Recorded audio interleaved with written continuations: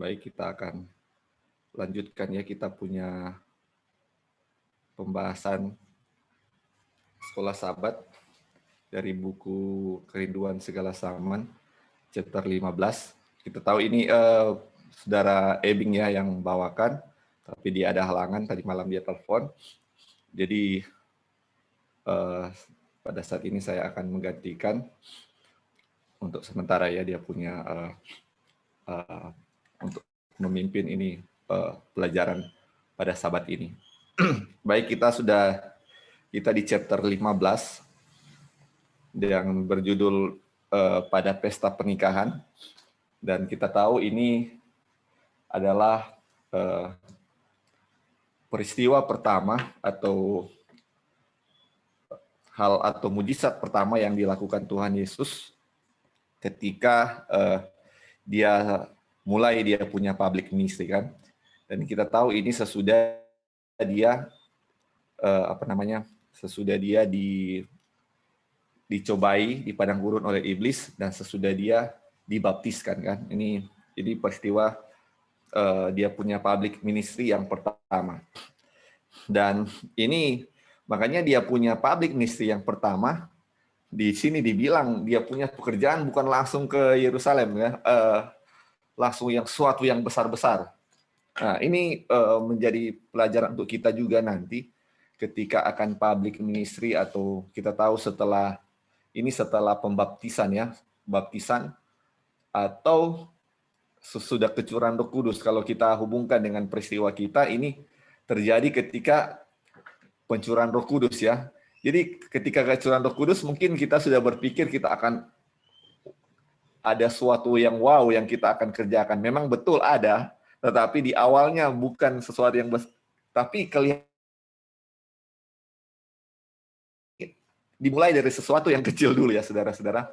Ini kalau mau lihat dari garis yang Tuhan Yesus ya, kita lihat dari yang apa Tuhan Yesus, peristiwa yang terjadi pada Tuhan Yesus, dia memulainya dari sesuatu bukan yang sesuatu yang besar, tetapi dari kumpulan rumah tangga. Aduh, ini kalau kita baca rumah tangga selalu nggak tahu ya kenapa ini minggu ini kita selalu terhubung dengan ketika dibahas rumah tangga, ada juga yang rumah tangga ini penting sekali ya. Mungkin makanya kita bilang ya, yang yang kita sudah pelajari. Kadang-kadang kita sudah mau kemana, keluar mana, tetapi rumah tangga kita biarkan. Yesus saja dia punya contoh ya. Dia punya public ministry yang besar yang kita sudah harapkan dia akan melakukan sesuatu yang besar, tetapi dia mulai dulu dari rumah tangga. Sebuah kumpulan rumah tangga di suatu kampung kecil di Galilea. Bukan langsung di hadapan saya nih ya di Yerusalem, ini yang dibilang di sini. Nah, ini yang sudah dibahas ya, kita review sedikit yang sudah di Brother Ebing bawakan. Nah, di sini kalau kita lihat dari cerita di sini, setelah umur 30 ya, kita tahu ketika Yesus dibaptiskan dan dibawa ke padang gurun untuk dicobai. Ini dibilang ada sekitar 2 bulan ketika dia tiba pada saat itu, di mana dia bertemu lagi dengan Yesus. Jadi kelihatan di sini ada waktu 2 bulan Maria tidak bertemu dengan Yesus. Jadi waktu itu, jadi ini ya menurut yang kita dapat di sini, mungkin saudara bisa koreksi kalau bisa salah. Jadi semenjak masa kecil sampai dengan umur 30 tahun, Yesus bersama-sama dengan Maria ya. Nanti ketika dia mau public ministry, mulai ada apa? Mulai tidak sama-sama. Jadi kita tahu ketika dia dibaptiskan dan dibawa ke padang gurun, dan pada pesta pernikahan ini ada sekitar 2 bulan ya. Makanya sekarang ketika berpisah dengan Yesus, sekarang dia bertemu lagi dengan Yesus kan. Dan ketika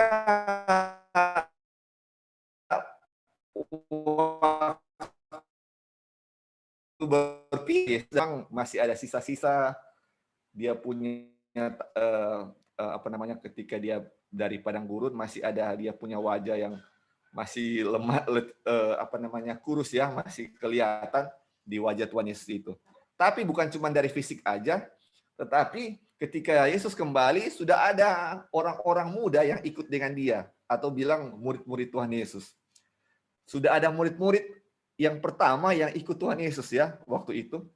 Di sini kita bisa pikir, murid-murid Tuhan Yesus ini luar biasa ya. Tuhan Yesus belum melakukan satu mujizat pun mereka sudah ikut. Waduh, ini makanya untuk mengikut Tuhan Yesus, saudara-saudara, suatu hal yang kita bisa bilang nggak harus ada sesuatu yang ajaib di depan mata kita baru kita ikut. Karena banyak orang harus melihat dulu sesuatu baru mereka mengikutkan. Makanya iman itu bukan sesuatu apa yang kelihatan ya, tetapi iman itu berasal dari firman Tuhan. Jadi jangan berdasarkan apa yang kita lihat, tetapi apa yang firman Tuhan katakan. Kita tahu mereka mengikut Tuhan Yesus karena mereka tahu dengan nubuatan bahwa itu sudah adalah Mesias ya, dan mereka tidak meragukan hal itu. Makanya di akhir zaman juga akan banyak mujizat-mujizat yang akan kita lihat dengan mata. Tapi firman Tuhan sudah mengatakan bahwa banyak mujizat-mujizat itu adalah apa? Penipuan ya. Makanya jangan tertipu dengan mujizat. Dan kita lihat ya, mujizat itu bukan segalanya ya. Bukan segalanya. Tetapi inilah ya, iman dari murid-murid Tuhan Yesus itu, iman dari murid-murid Tuhan Yesus itu ada sebelum apa? Ada mujizat. Nah, di pesta pernikahan di Kana ini masih review ya saudara, banyak hal-hal yang kita bisa dapat dia punya pelajaran. Dan ini menceritakan bahwa di peristiwa ini, di chapter ini, bahwa Yesus itu adalah seorang anak yang patuh. Dia adalah seorang anak yang penurut. Dan ketika bertemu dengan Tuhan Yesus, dan dia masih seperti waktu ketika Maria bertemu dengan Tuhan Yesus, Yesus itu masih seperti dulu, dia patuh dan penurut.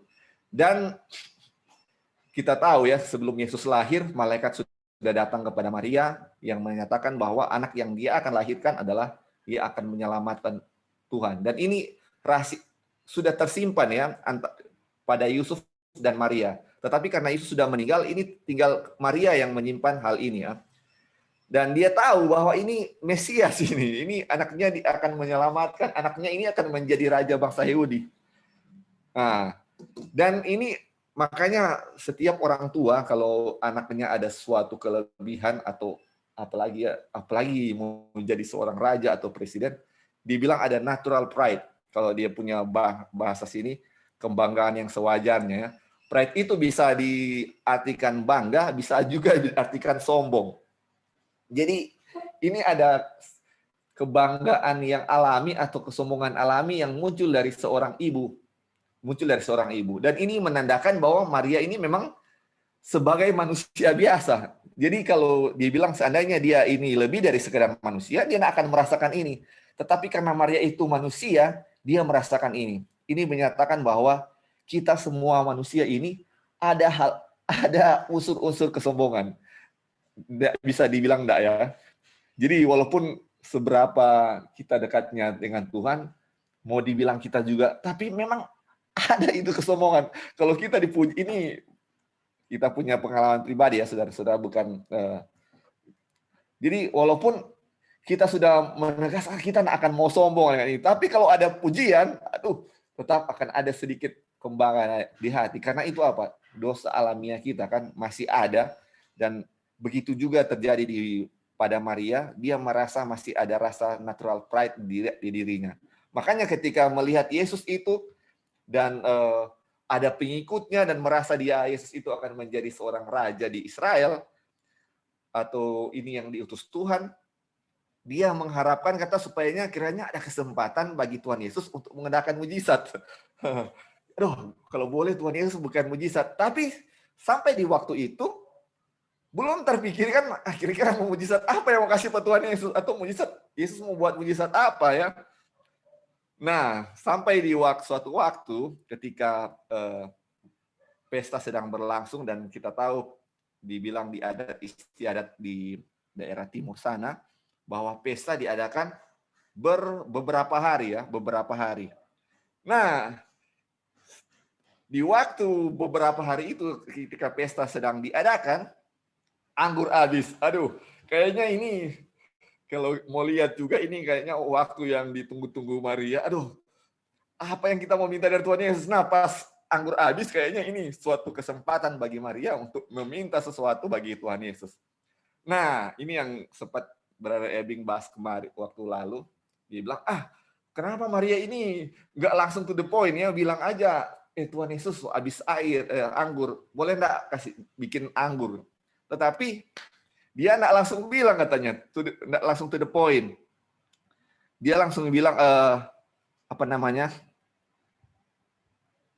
mereka kehabisan anggur, kan dia bilang begitu. Terus,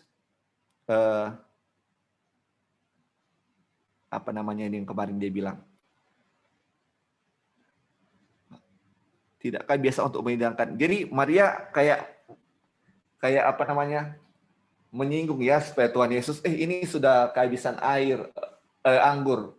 Dia nggak langsung minta kepada Tuhan Yesus, tapi menyinggung. Tapi Tuhan Yesus tahu apa maksud dari Maria ya, untuk membuat apa namanya, membuat anggur bagi orang-orang di pesta itu waktu itu ya.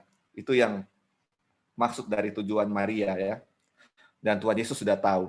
Nah, ketika Maria bilang itu, dia bilang ini, Maria bilang, mereka kehabisan anggur ya. Cuma dapat bilang ke Tuhan Yesus, mereka kehabisan anggur. Nggak bilangnya kamu harus begini. Jadi nggak to the point dia bilang. Terus dia bilang, perkataan ini merupakan suatu anjuran supaya kiranya mencukupkan keperluan mereka. Tetapi Yesus menjawab, mau apakah engkau daripadaku ibu, saatku belum tiba. Nah, kalau bahasa Inggrisnya, dia bilang begini, Woman, what have I to do with thee? Mine hour is not yet come. Ini makanya kenapa dia bilang, nak bilang mother ya, tapi dia bilang woman. Kalau woman itu bahasa Indonesianya kayak wanita atau perempuan. Kalau bahasa Manado agak kasar ya, dia bilang, perempuan, apa yang kita mesti bikin dengan kalau itu bahasa Manado. Ini agak kasar kalau bahasa Manadonya. Atau kalau bahasa ini, kalau bilang dia dengan halus, wanita, apa yang kita mau bikin dengan kamu? Waktuku tidak habis. Ini di bahasa Inggris pun ini kayak tampaknya kasar ya. Makanya ini Ellen White kasih dia punya komentar, dia bilang ini.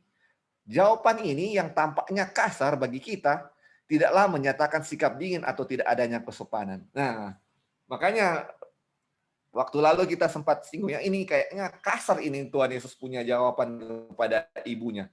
Padahal di awal-awal dibilang bahwa Tuhan Yesus ini penurut kepada orang tuanya, dengar-dengaran, setia sama orang tuanya. Kok dia ngomongnya sekarang seperti ini dengan kata-kata woman, what I have to do with thee. Makanya ini Ellen White kasih penjelasan supaya kita nggak salah mengerti dengan suka Tuhan Yesus, bahwa Yesus itu apa? Sebenarnya, makanya dia bilang ini, bentuk jawaban juru selamat kepada ibunya itu adalah sesuai dengan adat ketimuran. Jadi ini sesuai adat ketimuran memang begitu ya. Jadi kadang-kadang suatu kebiasaan atau adat suatu tempat, kadang-kadang kita lihat yang tidak satu sadat dengan mereka, kelihatannya nggak sopan. Tetapi mereka itu sudah hal yang sopan kepada mereka. Makanya dibilang ini, ucapan itu digunakan terhadap orang-orang yang kepadanya hendak ditunjukkan rasa hormat. Jadi kalau bilang woman itu menunjukkan rasa hormat, tidak harus mother. Mungkin kalau kita di bangsa Indonesia tuh harus bilang mother kan, jangan bilang woman. Tapi di bahasa ketimuran waktu itu adalah suatu hal yang menunjukkan rasa hormat. Makanya di sini dikutip bahwa ketika Tuhan Yesus memberikan 10 hukum kepada bangsa Israel yang mengatakan di hukum kelima yang hormatilah ayah dan ibumu, tidak mungkin Tuhan Yesus melanggar hukum yang diberikan kepada apa? Yang dia berikan kepada bangsa Israel, dan ketika di dunia ini dia akan melanggar. Tentunya dia tetap akan apa? Menuruti apa hukum yang sudah dia diberikan kepada manusia ya. Makanya ini bukanlah suatu hal yang apa? Kasar, tetapi ini adalah suatu sikap hormat. Makanya ini Ellen White mengingatkan ini ketika apa namanya? Yesus mau di kayu salib, ketika dia sudah mau apa namanya? Dia di atas kayu salib, dia membicarakan hal yang sama kepada Maria waktu itu ya. Ini kita tambahkan dia punya ayat. Ketika kan kita pernah belajar tentang kata-kata yang ada 7 kata-kata terakhir yang Yesus pernah ucapkan, dan salah satunya dia bilang ini, "Woman, behold thy son." Ibu, inilah anakmu. Tetapi ini kita tahu ini ketika Yesus sudah mau mati, Maria suaminya sudah mati, Yusuf sudah mati. Kalau Yesus sudah mati, Maria tidak punya siapa-siapa lagi ya. Makanya ketika dia sudah mau mati, dia tidak melupakan ibunya. Dia bilang ke Yohanes, kepada Yohanes, "Yohanes, lihat, ini ibumu." Kemudian bilang kepada Maria, dia bilang kepada Maria, "Maria, lihat ke Yohanes, inilah anakmu." Makanya dia bilang, "Woman, behold thy son." Ini di Yohanes 19 ayat 25. Jadi sebelum Yesus mati, Yesus menitipkan ibunya kepada apa? Yohanes. Aduh. Makanya kata-katanya di sini sama. Woman, behold thy son.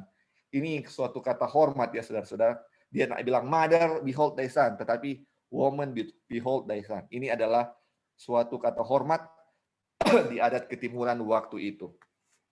Di adat ketimuran waktu itu. Jadi kata-kata Yesus adalah apa? Kata-kata yang tidak melanggar hukum kelima, yaitu melanggar ini ya. Jadi melanggar orang tua. Jadi dia sangat menghormati keluarga dan terutama orang tua ya. Nah, kita kembali ke dia punya dia punya pembahasan. Ini yang kedua ya, yang sabat lalu yang dibahas. Jadi kembali kepada Maria ya. Ini Maria. Jadi ketika kita tahu Maria ini adalah ibu Yesus dan dia diberikan suatu kepercayaan penting bahwa dia adalah ibu dari juru selamat ya. Ibu dari juru selamat.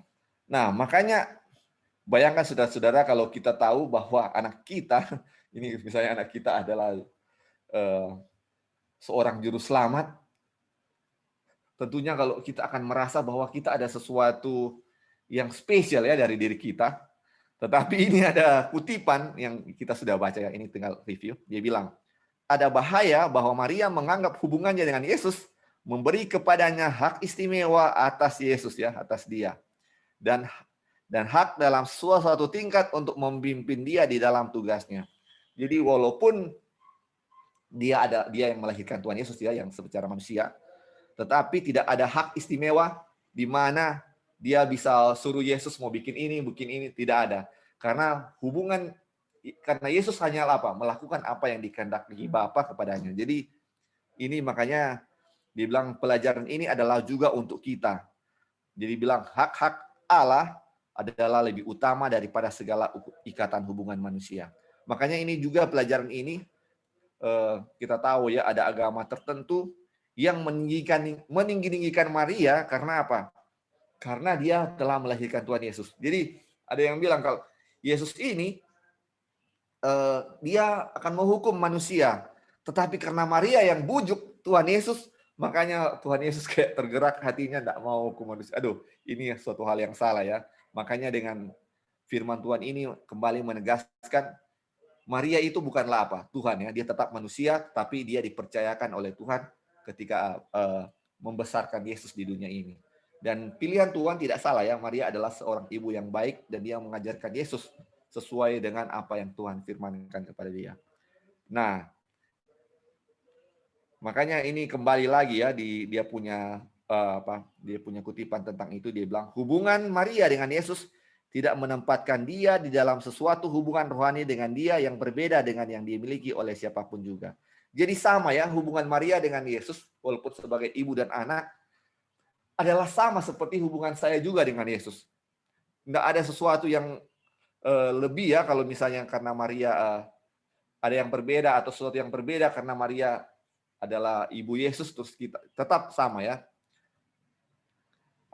Dibilang ikatan keluarga antara mereka bagaimanapun tidak menaruh dia di dalam kesamaan dengan dia. Jadi ikatan keluarga dengan Yesus tidak menaruh kesamaan bahwa Maria itu sama dengan Yesus. Maria tetaplah manusia biasa ya saudara-saudara.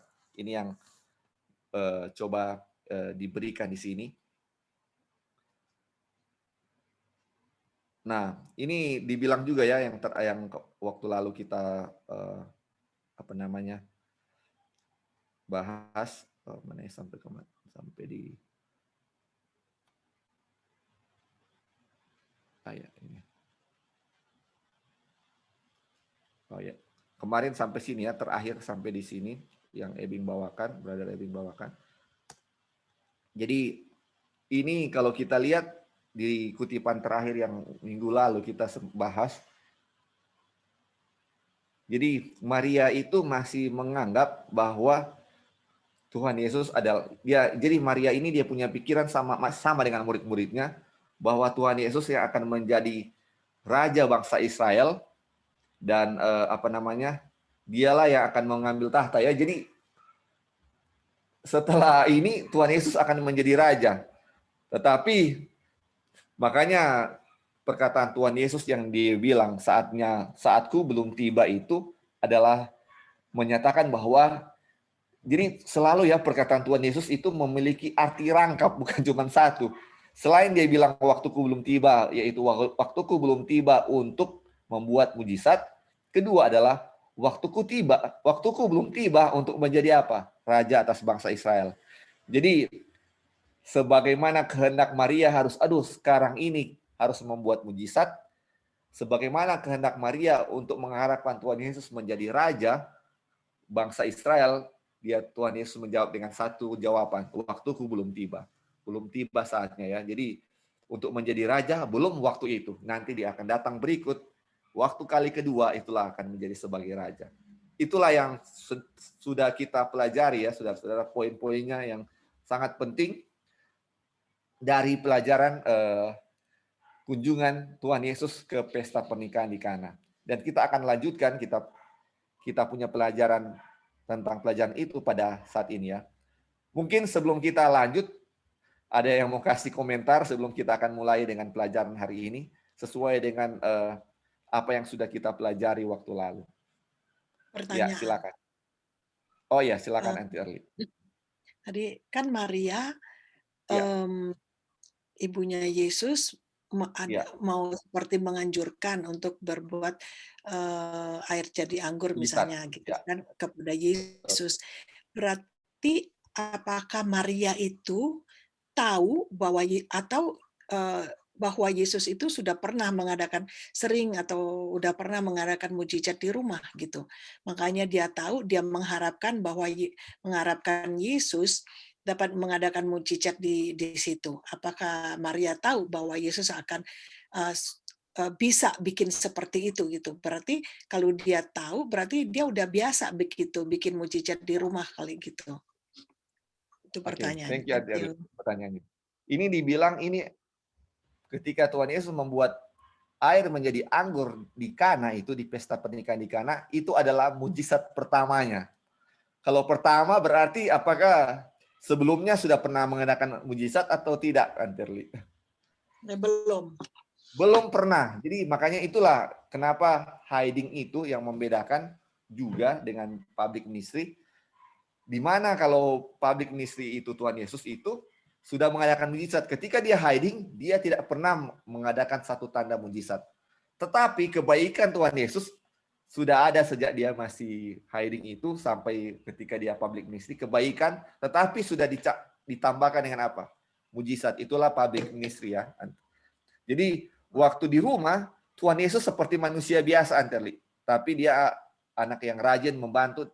Dan satu yang pasti, dia tidak pernah melakukan mujizat di rumahnya. Terus kenapa Maria suruh Tuhan Yesus bikin mujizat? Karena dia tahu sebelum Tuhan Yesus lahir juga, malaikat sudah datang ya kepada Maria dan kepada Yusuf juga, bahwa ini anak yang akan menyelamatkan manusia kan. Dia tahu ini Mesias.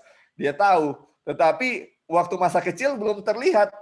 Nanti setelah ini, ketika dia sudah diikut, orang-orang muda sudah ikut, sudah terus memanggil dia guru, ini teringat lagi, aduh ini anak saya ini Mesias ternyata ini.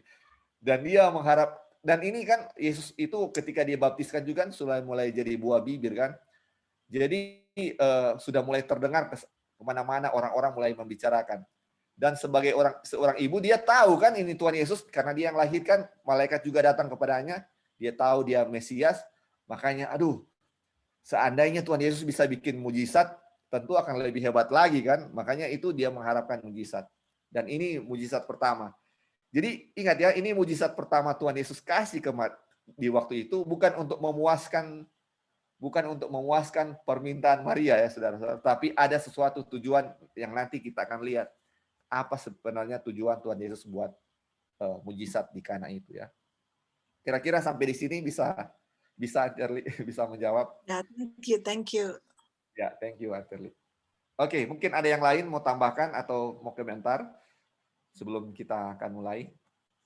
Dia punya pembahasan ini. Ini menarik sekali ya, dia punya pembahasan. Oke. Kalau tidak ada, kita akan mulai ya. Ini kita akan... Ada yang mau volunteer baca? Ini kutipan pertama. Sebelum... Ya, Li, boleh dengar? Oh ya, silakan Kak Roy. Ya. Akan tetapi, sungguh pun Maria tidak mempunyai pengertian yang tepat tentang pekerjaan Kristus. Ia percaya padanya dengan teguh. Terhadap iman inilah Yesus memberi sambutan. Untuk menghormati iman Maria dan untuk meneguhkan iman murid-muridnya, mujizat yang pertama itu diadakan. Murid-murid itu harus menghadapi banyak pencobaan yang besar-besar untuk tidak percaya. Bagi mereka, segala nubuatan sudah menjelaskan dengan tidak dapat dibantah lagi bahwa Yesus ialah Mesias. Mereka mengharapkan supaya para pemimpin agama menerima dia dengan keyakinan yang lebih besar lagi daripada keyakinan mereka sendiri. Mereka menyatakan di antara orang banyak segala perbuatan ajaib Kristus, serta keyakinan mereka sendiri pada tugasnya. Akan tetapi mereka tercengang dan sangat kecewa melihat sifat kurang percaya, prasangka yang telah mendalam, serta permusuhan terhadap Yesus yang ditujukan oleh imam-imam dan rabi-rabi. Mujizat juru selamat yang pertama itu menguatkan murid-murid itu untuk menghadapi perlawanan ini. Waduh. Iya, silakan Kak Roy. Ini bagus sekali ya, ini jawaban yang tadi ya. Silakan Kak Roy. Jadi Komentar.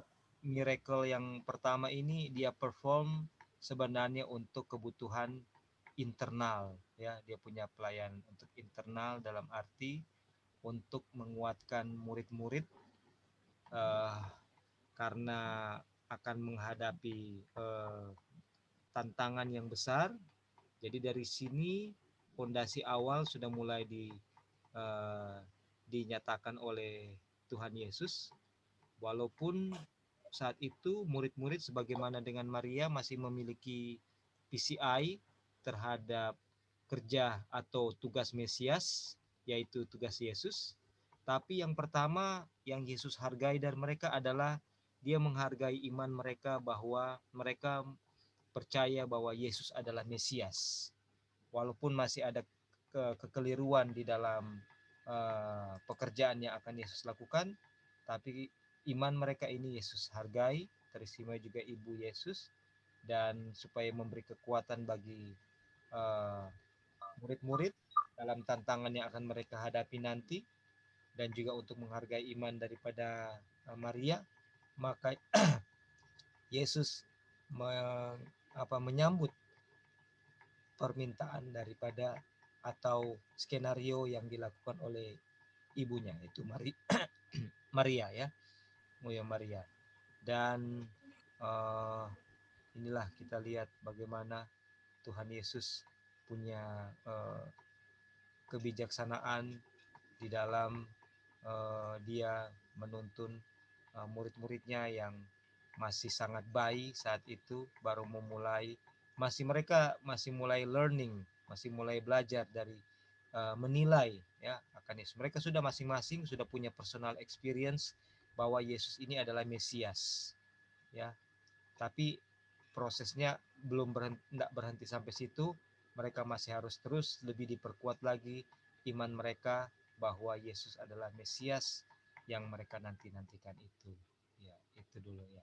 Thank you Lali.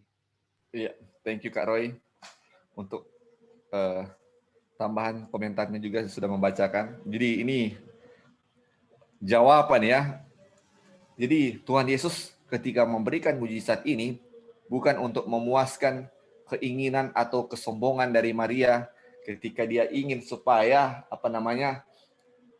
Tuhan Yesus membuat mujizat, dan kalau Tuhan Yesus membuat mujizat, kita tahu namanya akan termasyur ya, atau namanya akan dibicarakan orang, dan sebagai orang tua saya akan lebih senang ya.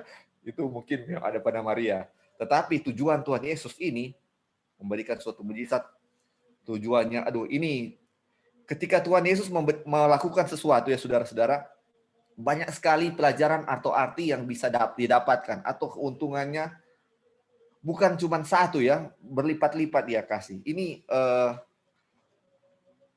makanya ini yang kita lihat ya, dia punya, ketika Tuhan Yesus kasih ini mujizat ini, salah satu dia kasih ini karena dia dia menghormati ini iman Maria ya saudara-saudara.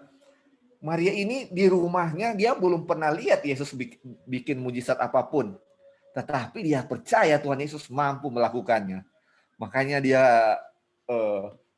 dia minta kepada Tuhan Yesus. Dan Tuhan Yesus menghargai iman seperti ini. Ini dia bilang, she trusted him implicitly. Kalau dia punya ini dia punya terjemahan teguh ya. Tetapi memang kayak kuat sekali ini imannya, kepercayaan Maria kepada Tuhan Yesus ini. Makanya dia hormati sekali iman seperti ini. Tuhan Yesus sangat menghormati iman dari manusia ketika, kalau kita lihat ya, di mana-mana ketika ada orang yang mau minta kepada Tuhan Yesus dengan iman, dia tahu dan dia selalu memberikan permintaan dari orang tersebut kalau dengan iman ya saudara-saudara.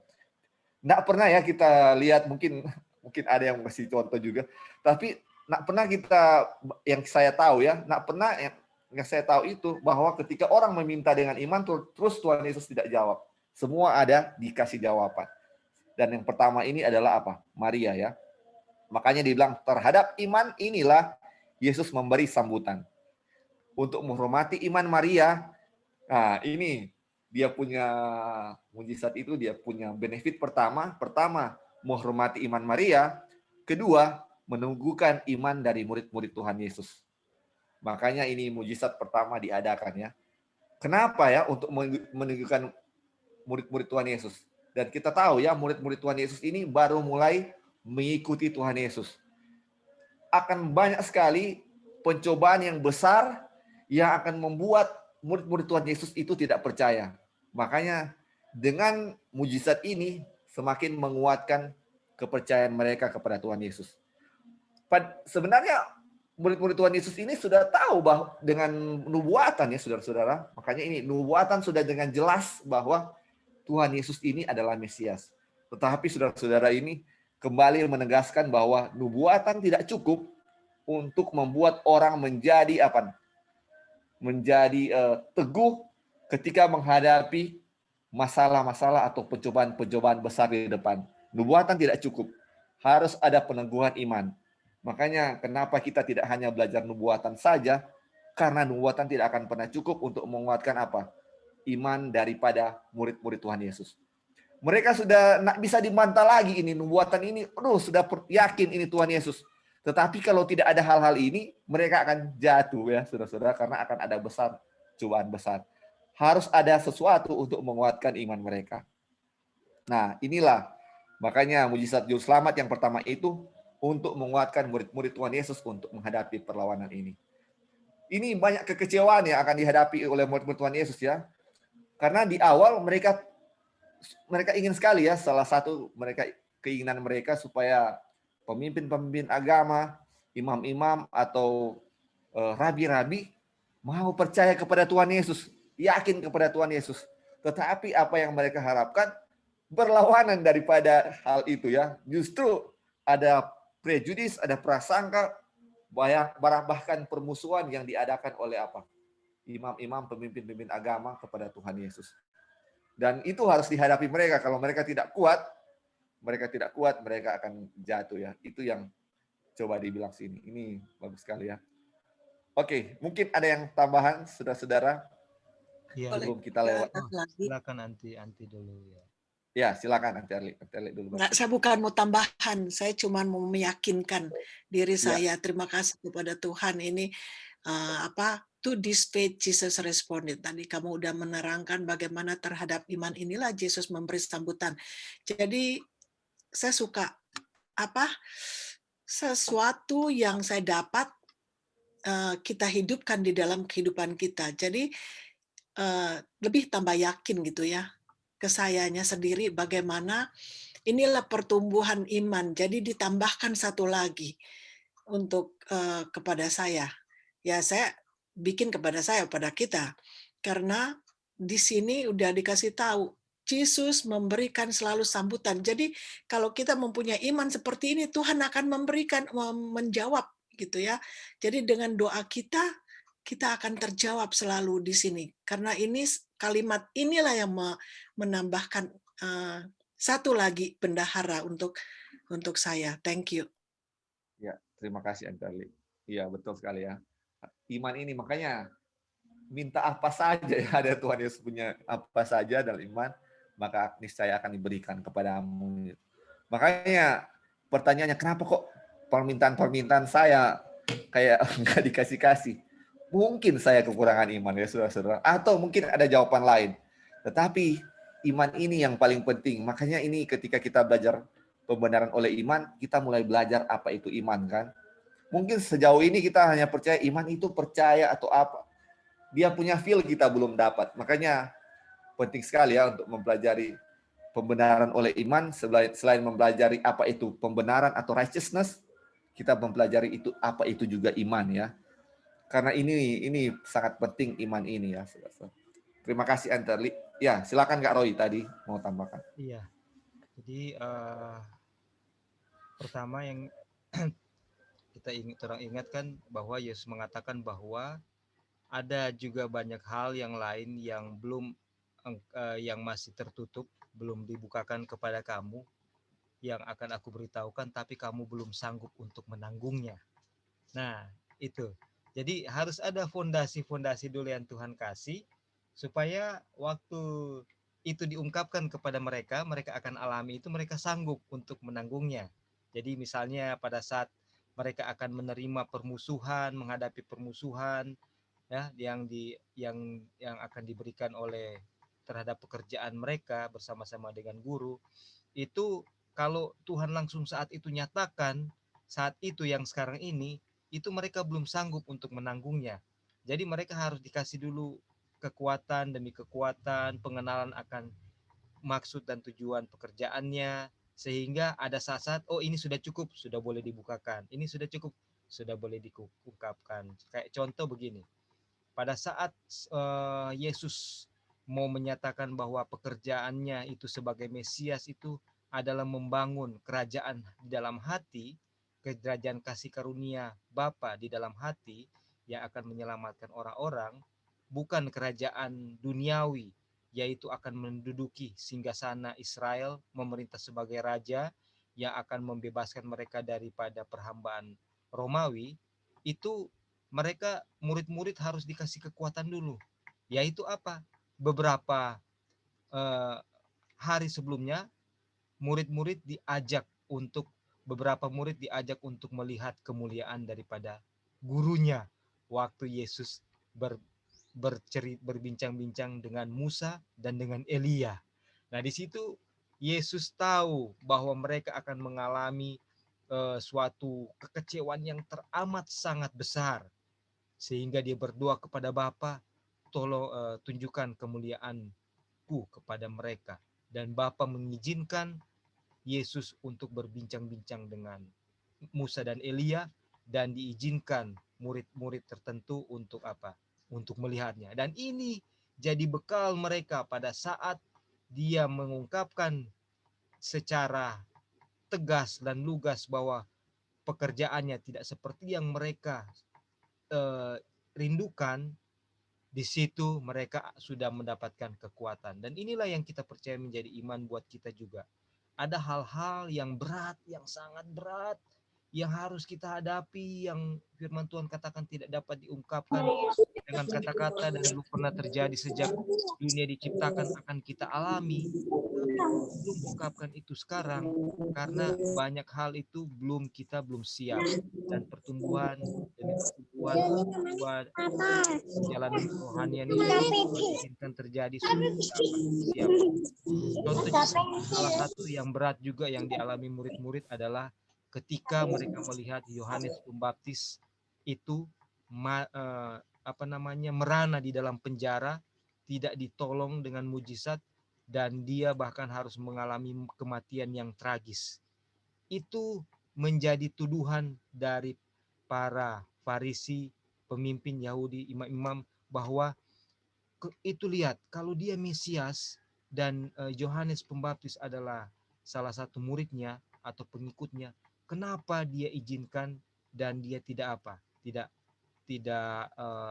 dia tidak menghalangi itu terjadi? Dan itu sangat berat bagi murid-murid. Tapi pada saat peristiwa itu terjadi, itu mereka sudah mendapatkan fondasi yang mereka butuhkan untuk mereka alami itu.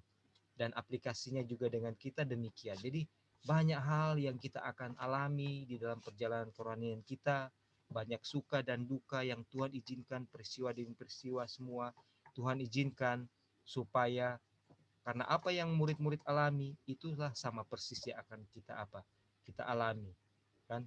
Bagaimana dari murid-murid yang sangat sederhana dan tidak mengerti kebenaran dan gagal terus, tapi akhirnya kita lihat hasil akhirnya mereka bahkan rela untuk mati syahid karena begitu cintanya mereka sama Tuhan Yesus. Jadi inilah fondasi yang Tuhan Yesus sedang letakkan kepada Maria, kepada murid-murid. Mereka menghargai iman sederhana yang Maria dan murid-murid miliki. Demikian juga kita memiliki iman yang sederhana yang perlu Tuhan Yesus pupuk, sehingga gelombang demi gelombang yang kita akan terima itu sudah ketika tepat waktunya Tuhan izinkan, dan kita bisa menanggungnya.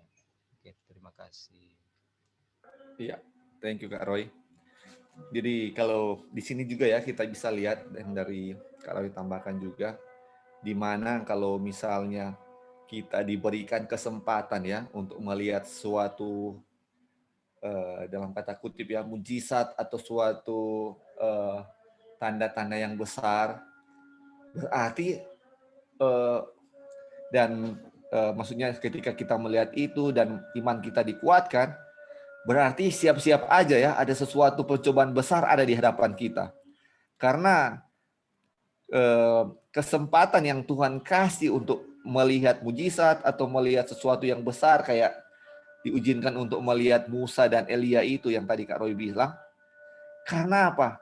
Mereka akan menghadapi sesuatu yang besar. Jadi ketika kita diizinkan untuk sesuatu yang besar pun, siap-siap ada sesuatu percobaan besar akan ada di hadapan kita. Tidak sia-sia. Iya Kak, bagaimana? Iya, betul, tidak sia-sia, bukan cuma kasih tunjuk. Iya, bukan cuma miracle iya. dan tidak ada artinya apa-apa. Itu Betul. semua ada artinya. Semua ada arti. Edukasi. Iya, betul.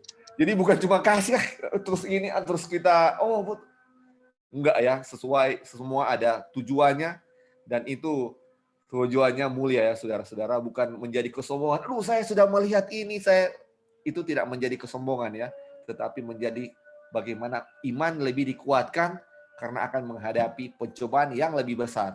Semakin besar yang kita lihat, semakin besar pencobaan yang kita akan hadapi ya. Itu sesuai yang kutipan yang kita baca ya. Ya, terima kasih. Mungkin ada lagi yang mau tambahkan sebelum kita lanjut. Ini menarik sekali ya pembahasan tentang Tuhan Yesus ini, sangat indah sekali. Halo Li. Ya, silakan nih. Ya, terima kasih. Jadi kalau kita pernah baca kutipan Ellen White yang bilang begini, kan Tuhan Yesus lagi perform first miracle kan? Iya, betul. Untuk mempersiapkan murid-murid untuk sesuatu yang lebih besar seperti itu, atau confirm mereka punya, dia sama murid-muridnya sama mother-nya punya faith ya, atau lebih memperkuat. um, ada satu kutipan Ellen White yang kita pernah baca, mungkin teman-teman juga pernah baca, yang mana dia bilang the greatest miracle itu adalah perubahan hati kan, hatinya, hati yang dirubahkan gitu. Dan kalau kita lihat di sini bahwa Tuhan Yesus punya first miracle itu kan yang tadi Kak Roy sudah bahas, Lali sudah kasih tahu, yaitu untuk murid-muridnya nanti kalau mereka menghadapi apa itu kayak trial, disappointment, mereka sudah dikonfirmkan dari pertama gitu. Nah ini the greatest miracle ini, perubahan hati, adalah Tuhan lagi mempersiapkan kita in the future gitu. Jadi perubahan hati itu apa? Perubahan hati anak-anak, perubahan hati orang tua, suami dan istri, untuk satu hal yang lebih besar yang akan kita hadapi in the future gitu ya.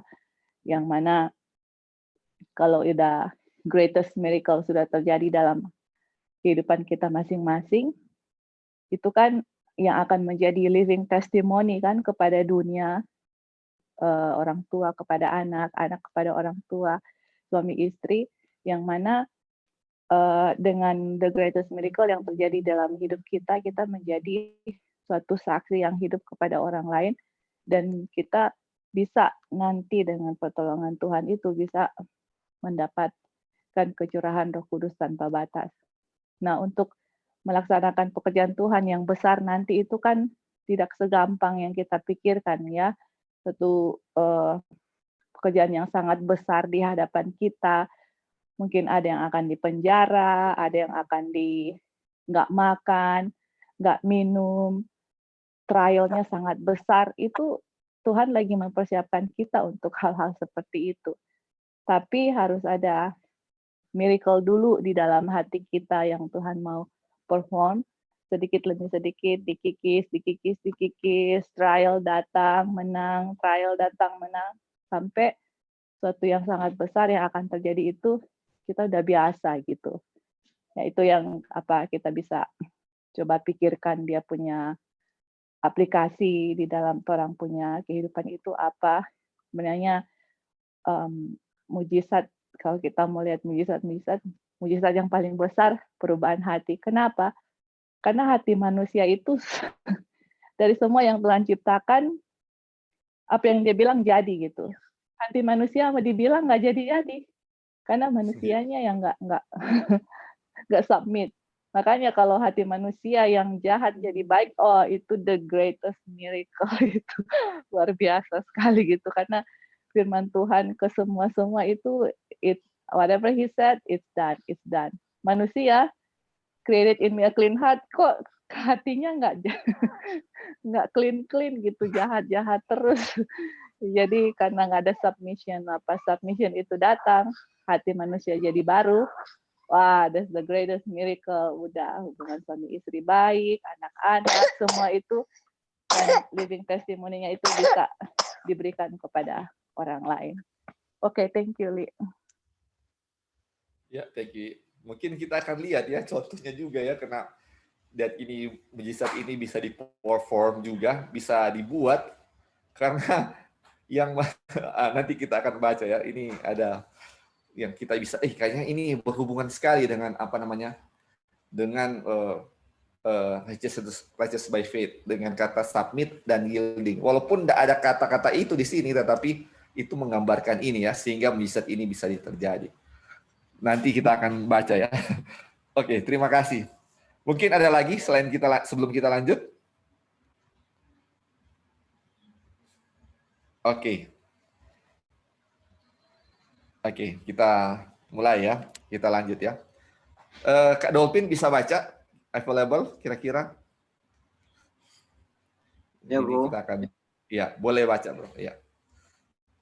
Dengan tidak merasa tersinggung sama sekali oleh ucapan Yesus itu, Maria berkata kepada orang-orang yang melayani di meja, apa yang dikatakan kepadanya, buatlah itu. Demikianlah dilakukannya apa yang dapat dikerjakannya untuk menyediakan jalan bagi pekerjaan Kristus. Ya, di samping pintu masuk ada 6 tempayan batu yang besar. Lalu Yesus menyuruh pelayan-pelayan mengisi tempayan-tempayan itu dengan air. Perintah itu dituruti. Kemudian ketika air anggur itu diperlukan untuk langsung dihidangkan kepada para tamu, ia berkata, sekarang cedoklah dan bawalah kepada pemimpin pesta. Menggantikan air yang diisikan ke dalam semua tempayan itu, keluarlah air anggur. Baik pengurus pesta itu maupun para tamu pada umumnya tidak menyadari bahwa persediaan air anggur sudah habis. Tak kala mengecap air anggur yang dibawa oleh pelayan-pelayan itu, pengurus pesta itu merasa air anggur ini lebih sedap daripada air anggur manapun yang sudah pernah diminumnya dahulu.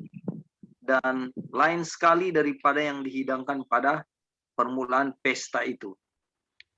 Sambil berpaling kepada mempelai lelaki yang berkata, setiap orang yang menghidangkan anggur yang baik dahulu dan sesudah orang puas minum, barulah yang kurang baik. Akan tetapi engkau menyimpan anggur yang baik sampai sekarang. Oke. Iya, ada komentar Kak Dovin. Ini. Bro boleh naik di atas tadi, bro. Ya. Ini waktu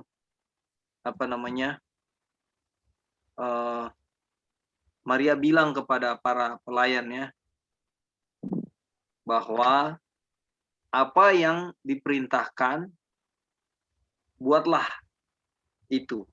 Nah, di sini apa yang dikatakan kepadanya buatlah itu. Jadi waktu Maria mengingatkan kepada para pelayan, jika ada yang Yesus sampaikan kepada mereka, buatlah seperti itu. Nah, di sini di kutipannya dibilang demikianlah dilakukannya apa yang dapat dikerjakannya untuk menyediakan jalan bagi pekerjaan Kristus. Andil dari Maria di sini dengan imannya, ya, dia membukakan jalan bagi pekerjaan Kristus, ya, daripada untuk menghalangi, tapi yang dia lakukan adalah untuk menyediakan jalan bagi pekerjaan Kristus. Nah, ini penekanannya sikap kita sebagai orang Kristen, ya, ketika ada hal-hal di dalam pelayanan, biarlah kita memiliki hati yang membuka jalan untuk pelayanan itu. Karena kita tahu pekerjaan ini adalah pekerjaan Tuhan dan kembali lagi Tuhan yang dimuliakan. Itu tanggapan buat kutipan di atas. Nah, kutipan yang di bawah ini, bro. Sorry, bro. Tadi.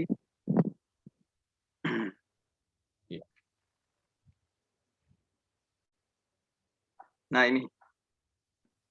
Nah, kita lihat di bawah kebiasaan dari orang yang menyelenggarakan pesta, biasanya anggur yang istilahnya, kalau anggur itu ada level-levelnya, mungkin yang nomor 2 dulu dikeluarkan, ya, pada pesta, lalu yang terakhir yang baik yang diberikan. Nah, kita lihat ini mujizat Tuhan Yesus di sini. Yang dia ciptakan melalui mujizat itu adalah anggur yang rasanya luar biasa. Yang rasanya tidak umum, ya. Pengalaman dari pemimpin pesta itu dia tidak pernah merasakan anggur yang luar biasa seperti ini. Ini mujizat. Dan ini suatu suatu hal yang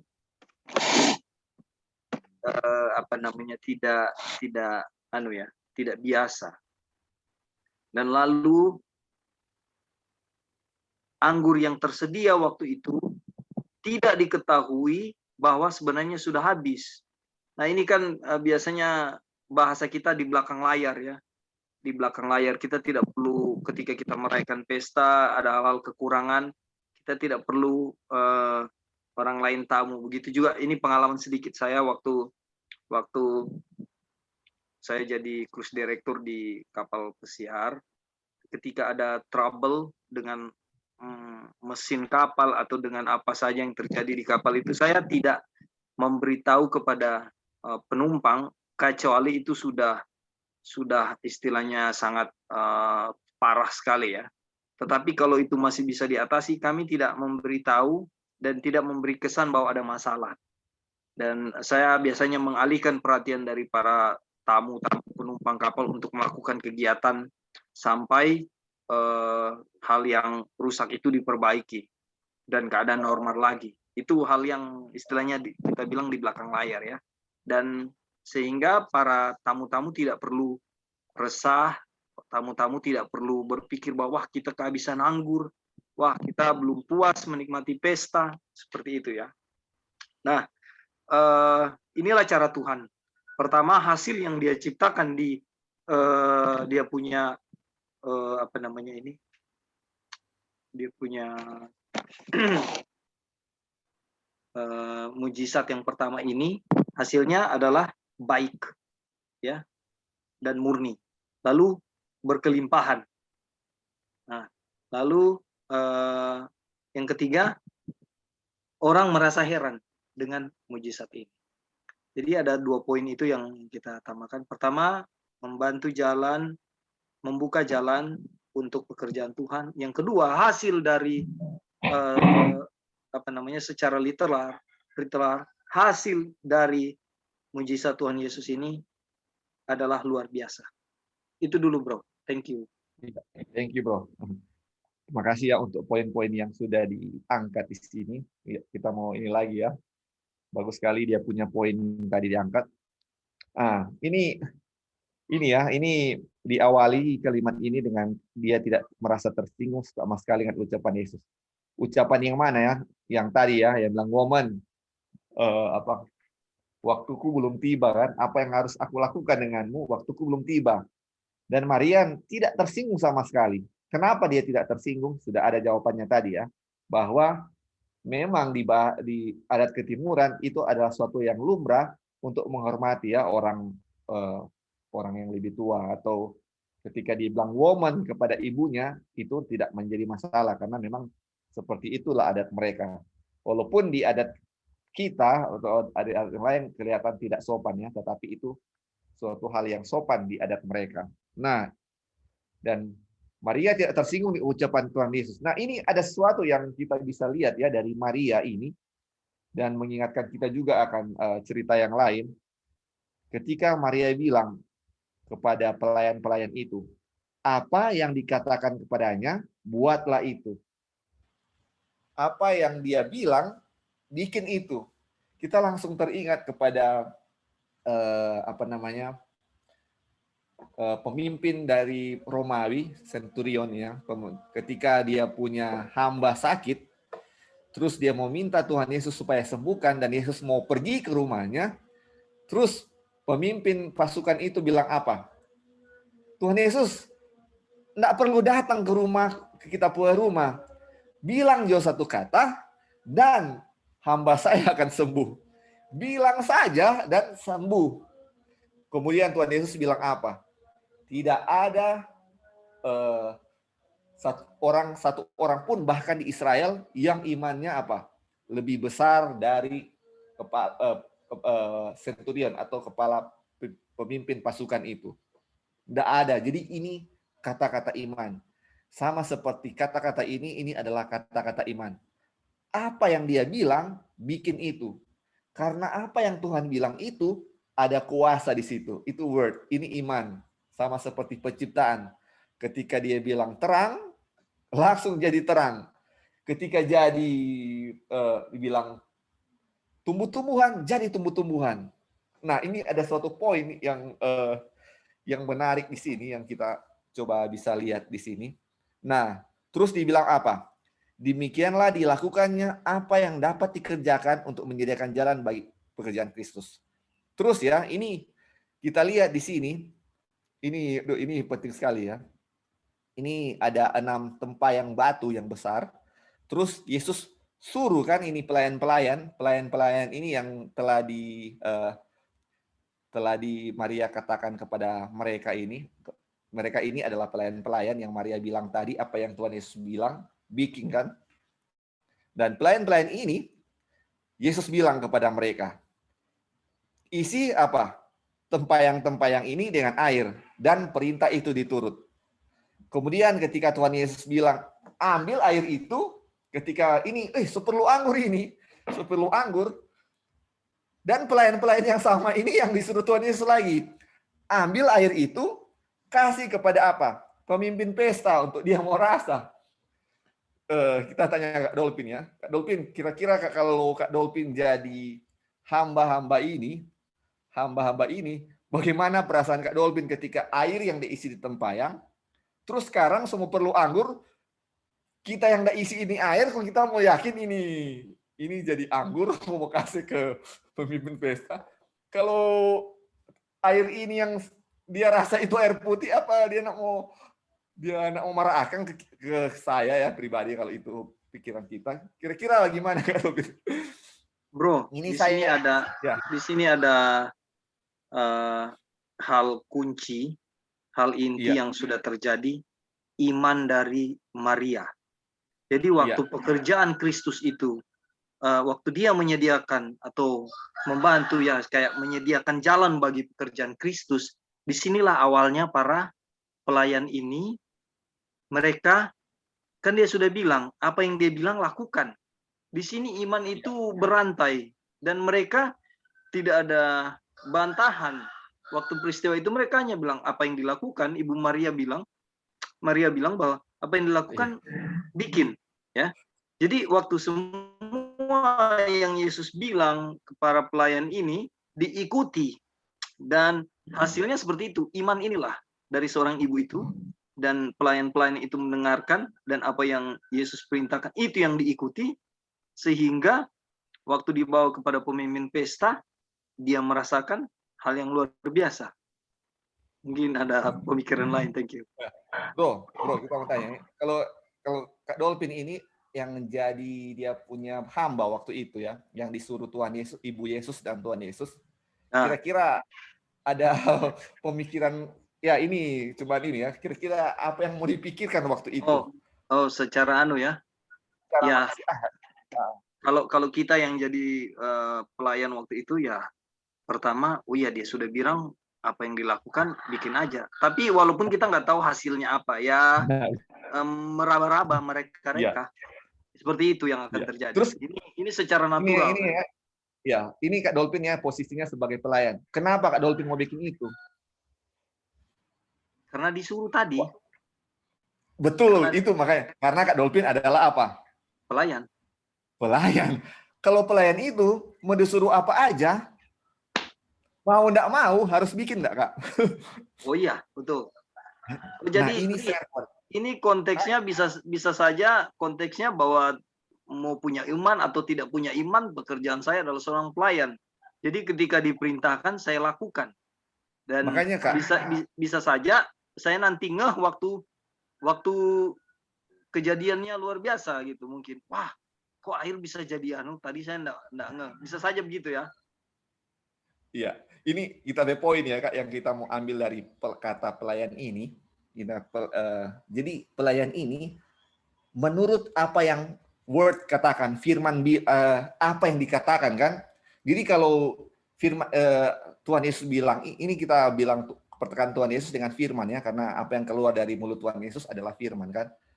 Jadi apa yang firman Tuhan bilang, walaupun itu enggak masuk akal, ini air, terus ini, tapi karena saya ini pelayan, saya ini servant, apapun yang dia bilang, kita ikut aja, kita nggak ada kuasa untuk melawan. Makanya ini saudara-saudara, makanya kalau kita mengaku sebagai hamba Tuhan, atau kita mengaku sebagai umat Tuhan, ya kita sering kan berdoa, berkati hambamu, karena apa? Kita mengaku sebagai hamba Tuhan ya, nggak harus pendeta, tapi kita semua yang mengaku umat Tuhan, mengaku sebagai hamba Tuhan. Hamba Tuhan itu adalah apapun yang disuruh, walaupun tidak masuk akal, saya ini hamba, ini firman yang bilang kita harus bikin. Inilah yang kalau kita bilang submit, kayak istri dibilang apapun suami minta sesuatu ya, kita tahu dalam Tuhan, dia akan kasih. Karena di bagian suami ini yang kita belajar ya tentang keluarga, sudah ada love. Love sama submit bertemu akan terjadi suatu penyucian. Ini yang kita belajar waktu kemarin ya. Ada penyucian. Jadi ketika akan jadi sesuatu yang suci kalau ada submit dengan love bertemu ya. Kalau kita tahu love sudah ada dari bagian Tuhan, tetapi submit ini yang bagian manusia ini yang kurang ini. Makanya ini ada kata servant ini yang kita mau angkat ini. Servant ini menurut apa aja yang Tuhan bilang. Tuhan bilang ini dia bikin. Itulah yang harus menjadi bagian manusia ketika kita submit atau yield. Menyerah kepada apa yang Tuhan firmankan. Ini, makanya mujizat ini bisa jadi karena ada servant ini yang mau bilang apa? Mau bilang bikin apapun, mereka bikin. Makanya ada mujizat. Bayangkan kalau mereka nggak mau bikin, apakah ada terjadi mujizat? Tidak akan ada mujizat. Inilah yang dia punya poin ya. Ini harus ada penyerahan atau ada submit hati sebagai hamba. Apapun disuruh, walaupun tidak masuk akal, kita turut dan akan terjadi mujizat. Ya, silakan bro. Tadi ada mungkin yang mudah. Ini luar biasa ya, puji Tuhan. Bagus sekali poinnya. Betul. Sepertinya kalau kita cuma baca begitu saja, poin ini tidak keluar, tidak kelihatan ya. Tapi puji Tuhan, Roh Kudus memimpin kita untuk mengerti poin ini. Jadi hamba Tuhan itu bagaimana? Apa saja yang dikatakan kita akan melakukannya ya, karena word ya, firman Tuhan. Ada satu pemikiran yang muncul barusan. Jadi begini, kalau kita ketika misalnya ya, ini misalnya peristiwa ini terjadi di zaman kita saat ini dan kita ada di situ sebagai pelaku-pelakunya, ya, atau ada peristiwa yang sama yang terjadi di zaman kita saat ini dan kita terlibat sebagai pelakunya. Kira-kira sikap iman kita itu seperti apa? Ya. Nah, dari pemahaman saya, seharusnya sikap iman kita itu lebih besar daripada orang-orang di zaman itu. Karena apa? Karena kita sudah melihat banyak peristiwa yang Tuhan Yesus lakukan di zaman waktu itu. Apa yang dia bilang terjadi. Orang mati dibangkitkan, ya. Orang lumpuh berjalan, semualah yang kita tahu tentang segala mujizat yang Tuhan Yesus lakukan di waktu itu. Nah, kalau kita zaman itu dibawa ke sekarang, seharusnya sikap kita atau iman kita lebih besar karena kita sudah melihat. Tetapi apakah karena zaman waktu itu 2000 tahun lebih yang lalu itu tidak ada disuguhkan kepada kita sekarang ini, sehingga iman kita saat ini adalah on off, mati hidup dalam segala perkara. Ya.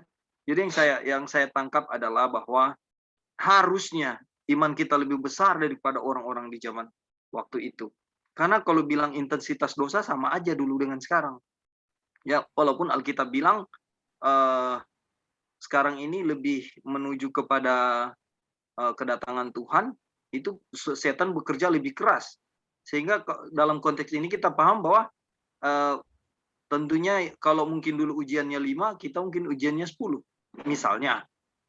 Jadi ya itu yang saya mau bilang, bahwa kalau pelayan-pelayan di zaman waktu itu, dia percaya kepada Tuhan, mendengar firman, word. Jadi setiap apa yang Yesus bilang itu kan adalah firman. Iya. Itu word ya. Setiap apapun yang dibilang itu adalah firman. Dan Li, kalau nggak salah ini kan ada dia punya pelajaran juga ya tentang ini, Li, tentang tentang mujizat ini ya, yang pertama. Nah, itulah. Jadi biarlah dengan yang sudah kita lihat dan kita baru saja bahas ini, sekiranya kita memiliki iman dengan pertolongan Tuhan, memiliki iman yang lebih besar daripada kala itu. Saya sangat exciting jika misalnya kejadian itu saya ada di situ kok. Lalu saya melihat mujizat itu terjadi. Wah, coba saudara bayangkan ya. Thank you, bro. Amin. Ya, thank you Kak Lopin. Jadi ini ya, makanya memang betul Kak Dok. Jadi harusnya kita itu harus memiliki iman yang lebih besar dari mereka. Sama seperti Kak Roy bilang tadi ya. Kita ini sudah melihat lebih banyak daripada murid-murid Tuhan Yesus. Artinya apa? Kita punya pencobaan-pencobaan yang ada di depan kita lebih besar daripada mereka. Makanya kan dibilang ketika time of trouble adalah suatu hal yang belum terjadi dan tidak akan pernah terjadi lagi setelah itu ya. Jadi itu adalah percobaan yang terbesar. Mengapa kita terlihat terlalu banyak? Karena apa? Iman kita harus lebih besar dari mereka. Harus lebih besar dari mereka. Karena kita punya time of trouble di depan, tidak bisa dibayangkan ya. Ellen White tidak bisa membayangkan. Dia cuma bilang besar sekali. Dan inilah iman-iman yang sudah mulai kita lihat, iman-iman mereka yang akan menguatkan kita ya. Puji Tuhan kita dibukakan ini untuk menguatkan kita, mempersiapkan iman kita nanti ya, saudara-saudara. Ya, terima kasih Kak Lupit untuk ada tambahan. Oh iya, silakan. Ya, silakan. Oke, baik, terima kasih. Jadi memang ini adalah peristiwa yang sangat menarik yang dituliskan yang mengawali pekerjaan pelayanan Yesus ya pada waktu itu. Nah, tapi ada satu pertanyaan yang mungkin bisa dijadikan sebagai pertanyaan yang boleh diterapkan begitu, yang boleh diaplikasikan bagi terang kehidupan sebagai murid Yesus di zaman akhir saat ini. Pertanyaannya adalah kenapa mujizat yang dilakukan oleh Tuhan Yesus itu bisa dapat dilihat atau disaksikan dan kemudian ada berbagai respon iman yang dinyatakan di sana. Iya kan? Nah, jawabannya sangat sederhana di mana dijelaskan di Yohanes pasal yang kedua itu karena Yesus memenuhi undangan dari yang mengadakan pesta pada waktu itu. Nah, sekiranya Yesus tidak memenuhi undangan dari yang mengadakan pesta waktu itu, ya mungkin peristiwa yang luar biasa itu tidak akan terjadi. Kemudian pelajaran tentang respon-respon iman yang diberikan itu juga tidak akan dilihat ya, atau tidak akan kita ketahui. Oke, jadi memang yang menjadi satu pelajaran juga bagi kita yang dipercayakan untuk menjadi menjadi murid, dia akan kemudian menyatakan kemuliaan Tuhan atau bersaksi bagi kemuliaan Tuhan, itu kita harus melihat teladan yang diberikan Yesus ya. Pada waktu itu memang kalau kita melihat pesta yang diadakan itu luar biasa, sangat besar. Bahkan ada pemimpin pestanya di sana. Dan Ya, kalau kita melihat bahwa pesta yang luar biasa besar di situ, pasti di sana bisa dikatakan ada semacam pesta pora di sana, seperti itu. Iya kan? Ada semacam pesta pora di sana. Kemudian kalau kita lihat di sini, memang anggur yang disajikan ini itu adalah anggur yang untuk pesta pada waktu itu ya. Untuk pesta pada waktu itu. Jadi konteksnya di sini adalah memang peristiwa perkawinan yang terjadi pada waktu itu di Kana adalah pesta yang sangat besar sehingga harus ada kepanitiaannya, dan kemudian Yesus diundang dan Yesus merespon bersama murid-murid dan menghadiri undangan itu. Nah, kalau kita melihat kan di bagian yang lain ketika ada firman yang juga keluar dari mulut Yesus, kamu adalah terang dunia, ya kan? Bahwa terang itu harus ada di atas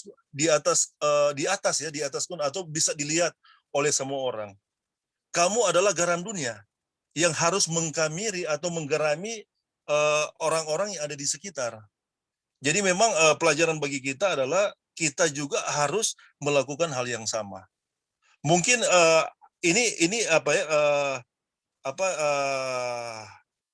kita mungkin akan mau tidak mau akan ada satu momen yang mungkin akan datang kepada kita. Nah, itu bisa kita gunakan momen ini untuk menyatakan kemuliaan Tuhan di sana. Untuk menyatakan kemuliaan di sana. Nah, itu mungkin yang pelajaran yang mungkin bisa kita tarik dari peristiwa perkawinan di Kana ini, di mana Yesus melakukan mujizat yang pertama, dan di sana kita boleh lihat respon dari orang-orang yang untuk menyaksikan mujizat yang dilakukan oleh Tuhan Yesus. Jadi sekali lagi, kalau sekiranya Tuhan Yesus tidak hadir, maka mujizat itu mungkin terjadi. Yang akan dinyatakan pada waktu itu kita seperti ini ya, untuk menjadi terang dan untuk menjadi garam di sana sebagai murid yang hidup di akhir zaman ini. Oke, Li, itu saja. Terima kasih, Li. Ya, terima kasih, Pak Erik. Jadi memang dia punya paragraf-paragraf terakhir akan menjelaskan itu, di mana Tuhan Yesus itu tidak antisosial ya. Dia menghadiri pesta itu, tetapi dia menjalankan prinsip-prinsip ya. Dia tidak ikut pesta pora. Nanti akan ada nasihatnya, kita belum mau bahas di sini karena lebih baik kita bahas dulu ya, supaya lebih kita dapat dia punya poin. Terima kasih, Brother Erik. Memang bagus sekali poinnya, dan itu akan dibahas. Dan betul ya, kita nggak akan lihat ini peristiwa yang menarik ini kalau Tuhan Yesus tidak hadir waktu itu ya. Nah, oke. Kita kembali ya ke dia punya paragraf ini yang kita lihat ya di sini. Jadi ini ada dua iman yang bisa kita lihat di sini ya. Walaupun tidak diangkat ya ini servant ini, mereka memiliki iman, tetapi apa yang kita bisa lihat dari di sini ya, Maria pertama iman Maria ya, iman Maria, dia bilang ke orang itu, apa yang dia bilang bikin. Yang kedua, ini hamba-hamba ini ya, atau servant ini. Mereka nggak pernah bertanya kepada Tuhan, bos, betul ini yang Anda bilang? Atau apa betul yang kamu suruh ini? Apa mau buat anggur itu harus pakai air, full lagi isi di tempayang ya. Ini isi airnya full di dalam tempayang ini. Kalau misalnya mau buat sesuatu, misalnya mau bikin anggur, kan harus ada campuran-campuran kan, atau harus dari sari anggur asli. Ini kan anggur asli ya, bukan anggur fermentasi atau anggur alkohol ya. Ini dibilang bukan anggur alkohol, tapi ini sari anggur. Dan tidak mungkin untuk membuat air anggur itu pakai air, karena harus sari anggur asli ya. Tetapi tidak pernah ada muncul suatu pertanyaan dari hamba-hamba ini, kenapa cuma pakai air, kenapa enggak tambah ini atau apa? Enggak ada ya, saudara-saudara. Itulah yang harus menjadi bagian kita ya, saudara-saudara. Ketika ada firman Tuhan yang masuk ke kita, ketika firman Tuhan seperti tampaknya tidak masuk akal di dalam pikiran kita, tetapi itu adalah firman Tuhan, apakah kita harus bertanya, Tuhan, kenapa harus begini? Kenapa cuma air? Kenapa gini? Kenapa begini? Itulah kenapa, saudara-saudara, saking banyaknya pertanyaan, ketidakpercayaan kita, karena kita tidak memiliki hati sebagai hamba, banyak mujizat atau hal-hal yang direncanakan Tuhan tidak bisa terjadi dalam kehidupan kita. Inilah yang harus menjadi bagian kita ya, saudara-saudara. Bagaimana berdoa sebagai hati sebagai hamba, apapun yang firman Tuhan katakan, kita turut. Itu dia punya contoh yang kalimat submit atau yield, atau menyerah, atau menyerahkan kepada Tuhan ya, sebagaimana istri menyerah kepada Tuhan, sebagaimana kepada suami, sebagaimana gereja menyerah kepada Tuhan, hati sebagai hamba-hamba ini. Nah, inilah ya saudara-saudara, makanya mujizat pertama ini terjadi karena ada hati-hati hamba ini, selain iman daripada Maria juga, saudara ya. Dan ini dia punya hasil ya. Ketika mereka merasakan anggur ini orang-orang yang hadir di pesta itu, ketika mereka rasa, dia bilang apa? Never ya, tidak pernah mereka merasakan air anggur yang seenak ini ya, atau sedap. Jadi dulu mereka pernah minum anggur, dan di pesta ini pun yang tadi mereka minum tidak seenak ini, tidak pernah mereka dapati seenak ini. Ini anggur yang pertama kali mereka cicipi, yang paling enak, Dan nanti kita, ini waktu juga ya, tinggal 5 menit kita akan selesaikan. Dan kita akan lihat ya, inilah biasa kalau apa yang pemberian dunia berikan itu adalah apa yang tidak enak dahulu. Biasa kalau ini dia punya pelajaran kan, katanya yang enak dulu dikasih, kalau habis yang enak, baru kasih yang kurang enak. Itu kan dia punya prinsip orang-orang orang-orang waktu itu. Kenapa katanya pesta ini kasih dulu yang enak, baru terakhir yang enak. Makanya itulah prinsip dunia ya. Prinsip dunia itu seringkali kasih dulu kita yang enak-enak, enak-enak. Ujungnya apa? Yang tidak enak akan datang. Tetapi kalau Tuhan, biasanya itu yang kurang enak dulu yang datang kepada kita. Pencobaan dulu datang, yang pahit-pahit dulu datang. Nanti kita akan merasakan yang terbaik, yang paling manis yang akan kita terima. Itu cara Tuhan, saudara-saudara. Biarlah ini kita akan selesai di sini ya. Biarlah dengan pelajaran ini akan menambahkan iman kita juga. Bagaimana kita bisa melihat iman, bagaimana kita bisa melihat cara Tuhan. Biarlah kita ya memiliki hati hamba ya. Oke, sebelum kita ini menutup, silakan kalau ada yang mau kasih tambahan silakan. Eli. Halo, Li. Iya. Silakan. Oh ya, silakan Kak Sus dulu baru. Ya, terima kasih. Selamat sahabat semuanya. Ya. Di mana di sini ada suatu penurutan ya dan percaya. Kita lihat di Yohanes 3 ayat 16. Karena begitu besar kasih Allah akan dunia ini, sehingga ia telah mengaruniakan anaknya yang tunggal, supaya setiap orang yang percaya kepadanya tidak binasa, melainkan memperoleh hidup yang kekal. Jadi ketika kita percaya, harus melakukan sesuatu apa yang dikatakan oleh Tuhan Yesus. Bukan hanya percaya di mulut, tetapi harus ada sesuatu yang dilakukan, yaitu kerjasama. Begitu juga kembali lagi ke pola yang pertama tentang Hawa. Ketika Hawa percaya, itu firman Tuhan yang diucapkan, bahwa jangan memakan buah itu. Tetapi ketika ada firman yang lain, dia jadi tidak percaya dengan firman yang pertama yang diucapkan oleh Tuhan. Nah, ini yang menjadi satu pelajaran yang penting, bahwa apa yang sudah diucapkan oleh firman yang pertama kita, yang asli, itu yang harus kita pegang dan percaya. Dan ada sesuatu tindakan yang harus kita bikin. Bukan hanya percaya tok saja, tetapi ada sesuatu yang tindakan. Terima kasih.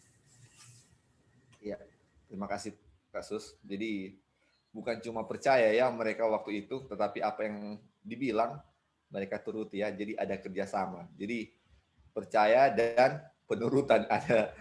Jadi itu suatu paket ya, percaya dan penurutan. Makanya kalau percaya saja tanpa penurutan, iman tanpa perbuatan sia-sia.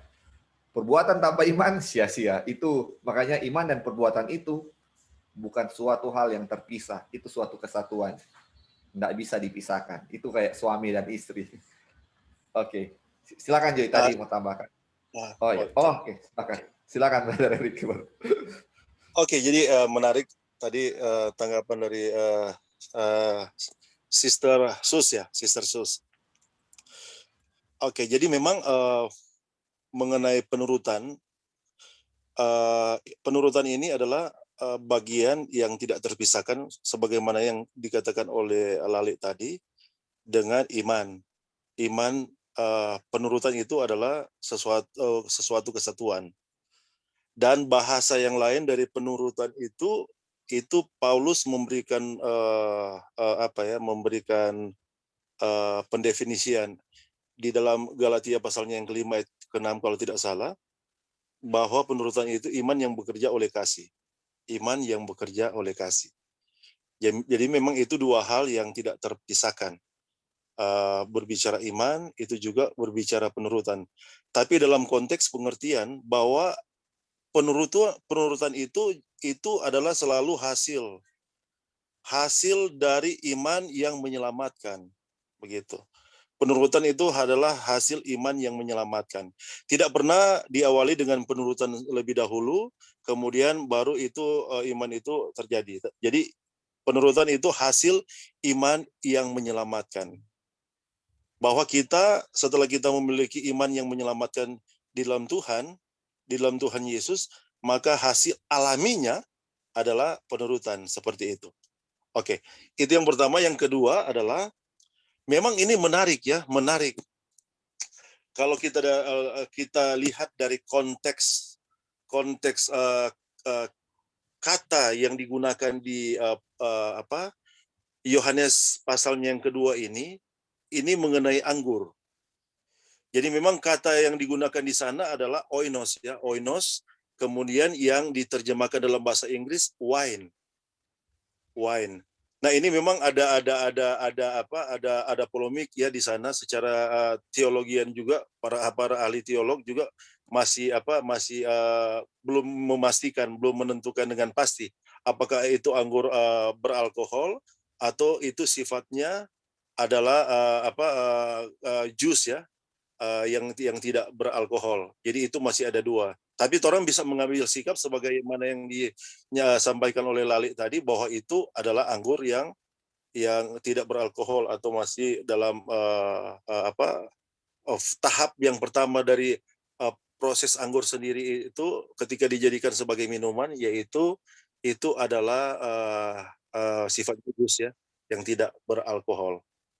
Nah, Ini kemudian mungkin berada dia punya kutipan. Ini anggur asli. Iya. Jadi ini air anggur yang disediakan Kristus untuk pesta itu yang diberikan kepada murid-muridnya sebagai lambang darah sendiri adalah sari buah anggur asli.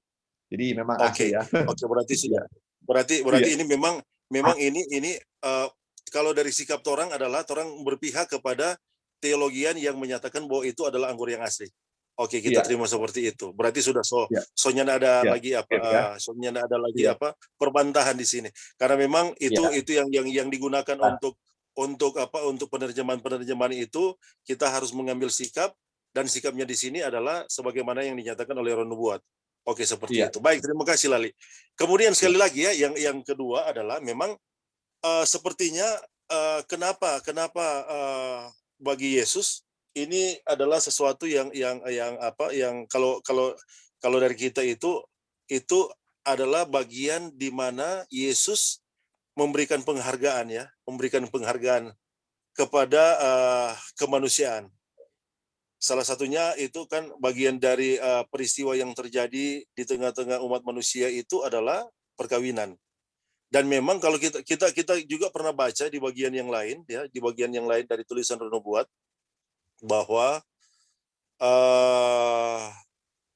Yesus juga di sana, dia kan yang Yesus kenapa dia menghadiri pesta itu, karena dia yang mendirikan lembaga yang sakral itu yang pertama ya di Taman Eden. Jadi ada dua lembaga kalau Nyi White tulis. Yang pertama adalah Sabat dan yang kedua adalah perkawinan yang Tuhan dirikan di Eden. Walaupun sepertinya ada begitu banyak ya hal yang diberikan atau yang dilakukan oleh setan untuk merusak lembaga ini, untuk merusak lembaga perkawinan ini. Dan itu di sana Yesus menunjukkan penghargaan kepada lembaga yang telah didirikannya sejak semula. Seperti itu kan, karena Yesuslah yang mendirikan kedua lembaga itu sebagai pencipta. Jadi ya itu yang kita bisa lihat kenapa respon terhadap undangan yang diberikan oleh yang pemilik pesta, kemudian Yesus merespon dan menghadiri bersama murid-murid, itu adalah bagian di mana Yesus menghargai bahwa itu adalah lembaga yang sakral, suci, kudus, yang dia dirikan dari awal mulanya, walaupun mungkin telah banyak ya pergeseran yang terjadi, tapi di pandangan mata Kristus itu adalah lembaga yang telah ditetapkannya, yang menjadi lembaga yang ada di tengah-tengah kemanusiaan. Oke, mungkin itu yang bisa ditambahkan. Terima kasih. Terima kasih Mbak Erik ya. Jadi sebagaimana lembaga pertama yang Tuhan ciptakan di bumi ini adalah rumah tangga, baru hari Sabat. Mujizat pertama yang dia adakan adalah di pernikahan, yaitu lembaga pertama yang dia ciptakan. Terima kasih, betul sekali, Adik, brother. Jadi memang penting sekali. Oh iya, silakan Kak Sus. Iya, di mana tadi Maria langsung datang ke Yesus ya. Maria tidak datang kepada siapa-siapa, tetapi dia langsung kepada Yesus. Iya, betul. Inilah imannya dia ya. Dan biasanya saya lah pengalaman pribadi ketika terjadi sesuatu, saya tidak pernah langsung datang ke Yesus. Belakangan baru saya datang kepada Yesus. Tetapi ini mengingatkan saya kembali bahwa intinya adalah ketika kita sakit, ketika membutuhkan sesuatu, janganlah cari manusia, tetapi carilah kepada Tuhan Yesus yang pertama. Berdoa dulu kepada Tuhan Yesus. Dan pengalaman pribadi, kalau saya misalnya terjadi sesuatu karena sudah merasa banyak pengetahuan, bisa begini, bisa begitu, lupa dengan Tuhan Yesus. Tuhan Yesus tidak di depan, tapi saya taruh di belakang. Dan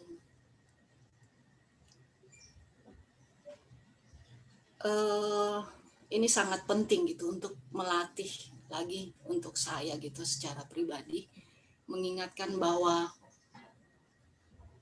Tuhan Yesuslah satu-satunya yang dapat menolong saya. Di luar aku, kamu tidak bisa berbuat apa-apa. Itu yang Tuhan Yesus selalu ingatkan. Ketika sakit, jangan cari herbalis atau dokter atau siapa, tetapi carilah Tuhan Yesus. Tuhan Yesus, tolong saya sakit. Tuntun saya untuk melakukan sesuatu sesuai dengan kehendak-Mu, bukan kehendak saya, bukan secara pengetahuan saya yang saya miliki. Nah, inilah pelajaran yang penting bagi saya secara pribadi. Terima kasih, Tuhan Yesus memberkati. Ya, terima kasih Kak Sus. Ini terima kasih poinnya juga ya. Ketika sesuatu diperlukan, dia datang kepada Tuhan Yesus sebagaimana Maria ya. Ya, terima kasih. Oke, tadi Joy mau tambahkan sebelum kita tutup? Ya, thank you, Li. Ada yang kita mau tambahkan di sini, tapi mungkin kita diskusikan minggu depan.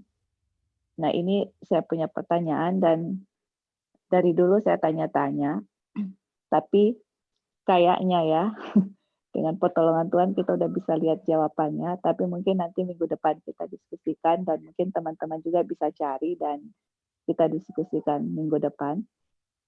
Karena ini ada perkawinan di Kana, Yesus punya miracle yang pertama di situ.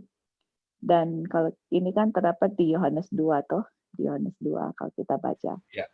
Nah, di situ saya tanya dulu, kan semua di Alkitab itu nggak sembarang ditaruh atau ditulis. Pasti ada dia punya meaning, deeper meaning yang kita harus gali. Nah, saya dulu tanya, apa sih? Dulu kan kita suka sekali number ya, apalagi belajar prophecy itu. Number itu is beautiful. Nah, kita dulu tanya, itu air yang diisi itu kan ada 6 large stone of water jars, ada 6 ya, ada 6 tempayan batu gitu. Jadi kita tanya sama Tuhan, ini apa sih? Sampai dari dulu kita coba cari kutipan Ellen White, kok nggak pernah disebut-sebutkan gitu, maksudnya nggak ada dan dia punya kutipan. Tapi saya bilang, Tuhan, ini harus ada jawaban, tapi kita nggak pernah dapat punya jawaban. Anyway, kita mau coba tadi share sedikit yang kita dapat mengenai 6 itu, tapi karena waktu sudah habis, mungkin next week waktu ada Ebing apa Lali atau anybody yang mau itu, mungkin teman-teman bisa cari dia punya meaning di balik itu, kita bisa diskusikan minggu depan. Saya bisa share apa yang kita dapat dan kalian juga mungkin bisa share apa yang kalian dapat. Tapi semuanya itu ada di Yohanes 2 dan di Bible study yang kita share, kalau kalian ikut udah pasti dapat jawabannya. Oke, thank you. Ya, kita mulai ini ya, tapi nanti kita simpan ya untuk Iya, minggu depan ya. simpan minggu depan. Oke. Oke, menarik sekali ini. Beautiful ya, ini indah sekali ini pelajaran tentang ini ya, semua pelajaran indah sekali ya kalau kita memang dituntut oleh Tuhan untuk bisa melihat ya poin-poin indah di sini. Dan inilah pelajaran untuk kita ya, di mana pentingnya iman kita. Biarlah ini kembali ya yang kita bilang tadi, biarlah kita memiliki hati seperti hamba, memiliki iman, apapun disuruh, kita melakukannya walaupun kadang-kadang tidak masuk dengan akal kita. Dan kita akan lihat ya, semua orang bisa merasakan nikmatnya anggur dari apa, bukan dari, ini kayak kita yang bikin kan, kayak hamba-hamba itulah yang isi. Mereka, bukan Tuhan Yesus yang bikin, tetapi apakah mereka lah yang membuat air itu menjadi anggur? Bukan ya, kayak seperti kita ya, disuruhin, kayaknya kita semua yang bikin. Dan kita yang nggak bikin itu. Apakah mereka mengaku begitu? Tetap Tuhan Yesus yang bikin itu. Tuhan Yesus lah yang buat itu. Bukan mereka. Sama dengan kita ya. Segala pekerjaan kita yang iman dengan perbuatan, bukan perbuatan kita lah yang membuat semuanya itu. Righteousness Perbuatan by Tuhan faith. Yesus. Betul sekali Kak. Inilah righteousness by faith. Bukan saya, tapi Tuhan yang bikin. Saya tidak mempunyai kemampuan apa-apa, tetapi saya membiarkan saya menjadi alat Tuhan untuk melakukan apa yang Tuhan inginkan. Biarlah ini menjadi bagian kita semua. Kita punya pelajaran sudah selesai sampai sini. Terima kasih. Saya bawa dalam nama Tuhan Yesus. Amin. Li, halo. Halo Ya. Li. Ya, mungkin ya kita sekarang lagi ada apa kesempatan. Jadi bisa ikut Bible study seperti saat ini. Karena memang kita ada proses pindah dari Manado ke Minahasa dan kita sementara menunggu